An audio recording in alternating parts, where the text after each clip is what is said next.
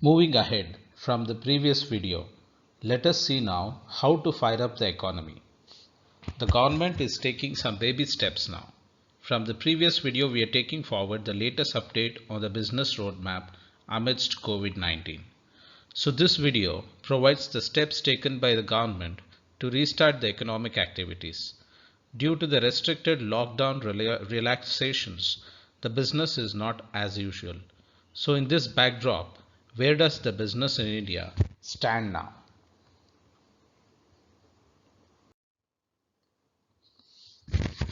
Ultratech, Rashtriya Chemicals and Fertilizers, Blue Dart, IRB Infra and MEP Infra are some of the companies to have announced that they are resuming operations. IRB Infra and MEP Infra said toll collections are resuming in anticipation of goods traffic being allowed to move freely nationwide. More companies will be added to the list, and some industries, such as the continuous process one, were anyway being run on maintenance mode. So many more companies may be operating today than a fortnight ago. From today, the government is rolling out its first stage of lifting of the lockdown on the economic activity. This is a situation without precedent. Investors will be wondering how will this play out?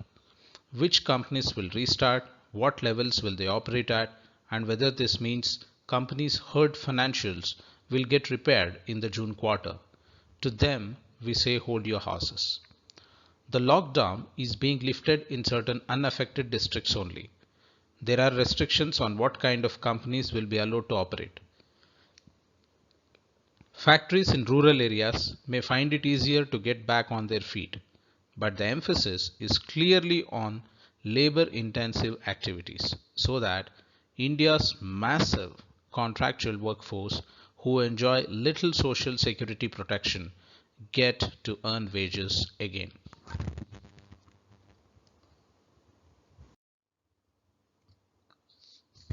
Is the economy fully hopeful to recover now?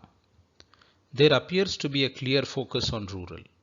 The notification said industries operating in rural areas will be allowed to reopen. Apart from this, a series of activities such as agriculture, plantation, fisheries, animal husbandry, and allied industries, for example, agriculture machinery, have been allowed to reopen. Part of this focus is because the rabi crop has to be harvested in time so that farmers can sell their produce. This can alleviate rural distress to an extent. The opening up of agricultural and industrial activity in rural areas will also see rural employment avenues open up. A large part of rural income comes not just from farm income, but from domestic industrial employment and from remittances by migrants working in urban areas. All sources of income are closed at this point. The focus on rural is also because the spread of the disease has been predominantly in urban areas. This may have led to the government deciding in favor of opening up, as rural distress could heighten if rural income continues to take a hit. But they will still have to follow social distancing and other rules, and if there is an outbreak after resumption, the district administration can shut down all activity again. That is the risk. In non-rural areas, the government appears to be cautious and is allowing activity to resume only in large industrial complexes or locations where the entrepreneur can implement social distancing, transport workers to the factory and back, and even house them on the campus so that they are not at risk while traveling. The definition of non-rural is locations within municipal limits. This could mean only large companies with industries within municipal limits and having transport arrangement can function. There is some confusion on whether all industries in rural areas will be allowed.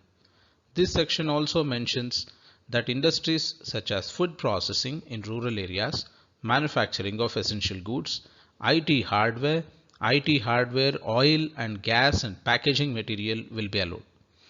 Which industries are being allowed to resume should get clearer as companies announce resumption of activity at their plants. In the services sector, which is more urban in nature, only a few services such as IT and ITES, data and call centers for the government, courier services, cold storage, and private security services have been allowed. Even here, there are restrictions such as IT and ITES companies will have to maintain 50% strength only. However, in all areas, all logistics operations for transport of essential goods is being allowed, including air, road, rail and water transports, including seaports.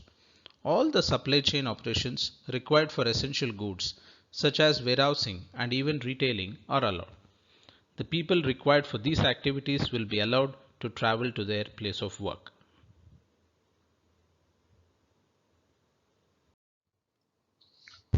The government's emphasis appears to be twofold: to get economic activity going where feasible and to generate employment opportunities so that people can resume earning a livelihood.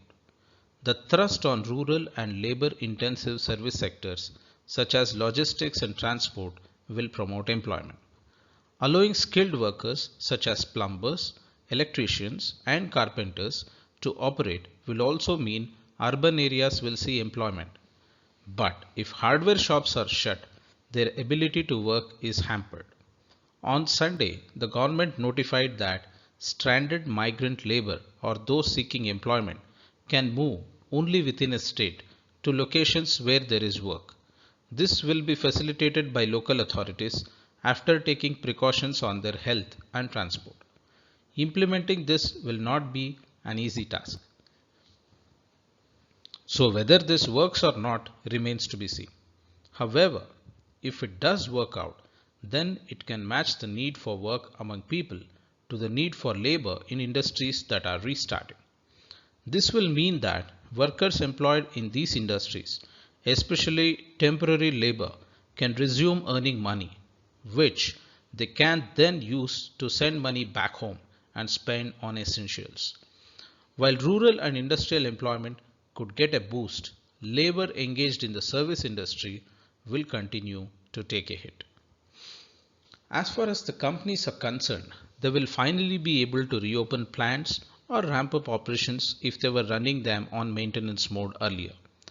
Investors should keep an eye out for announcements on stock exchanges to see what companies are saying about resuming operations. This will happen in phases. Companies who have raw materials in stock will utilize this to produce finished goods, while those who need to replenish their raw material stock may take more time to restart. Those who are able to source materials from domestic sources will be at an advantage compared to those who need to import goods. In the initial phase, eventually, as the movement of goods stabilizes, companies should be able to run their operations more smoothly. The complete resumption of goods transport across the country means that these goods can also be transported to those who are buying these goods. Therefore, manufacturing units are in a relatively better position now compared to the complete lockdown phase. Well, of all these things, most important in the economy is also demand. With the entire population of consumers locked down, the scope of consumption is very little. But the creation of employment opportunities will give a boost to the consumption of essential goods, such as staples that are allowed to be sold. Who will buy the goods that are being made then? Therefore, the resumption of industrial activity and movement of goods nationally is likely to be restricted to those consumer goods that fall in the essential category. In addition, goods that are sold business to business will find demand. Therefore, a cement company with orders pending from infrastructure or construction projects allowed to restart will commence production. Similarly, a steel company with pending orders could resume production. But a steel company selling flat steel to a car company may not find orders coming its way because car showrooms are shut and people cannot step out to buy or register a car. Till discretionary consumer demand returns, a large part of industry will probably remain shuttered or produce at a lower scale. Malls and retail stores will remain shut. which means industries such as plastics, apparel, electronics, and jewelry will all be affected and not want to produce and let stocks pile up. Exports could have been one source of demand, countering the domestic shutdown. But here too, most countries are in various phases of a lockdown. But China has reopened for business, and to the extent we export to China and other countries that are open, industry can resume production. One big hope was that e-commerce companies were allowed to start operations because doorstep delivery meant consumers did not have to step out. But the government appears to have buckled under pressure from traders and prevented them from selling anything other than essential goods. Earlier, industries such as electronics, white goods, and apparel that sell through the e-commerce channel could have benefited, but that avenue is shut now. The reopening of parts of the economy is much better news than everything under a lockdown. But how many companies restart operations and to what extent is a question mark. Also, in the absence of consumer demand, to what extent business to business demand can keep factories humming is another question mark. A large part of industry and the people employed by them will remain out of work for now, it appears. That bodes ill for demand for staples as well, which means even these industries may not operate at their usual capacity. There is also the question of working capital funding, especially for the small and mid-sized companies.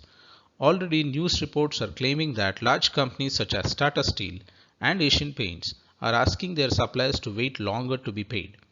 It is possible that more companies may have begun doing this, which will send pressures spreading throughout the industry. The suppliers will need to borrow more if they have to meet demand, and banks may be reluctant to finance weaker entities during an economic crisis. Aren't we in one of the trickiest situations? Let us hope for the best. Thank you for a patient hearing. In order to get more such videos, kindly subscribe this channel and click on bell button to receive new videos in real time. Please like the video in order to encourage to make more such videos.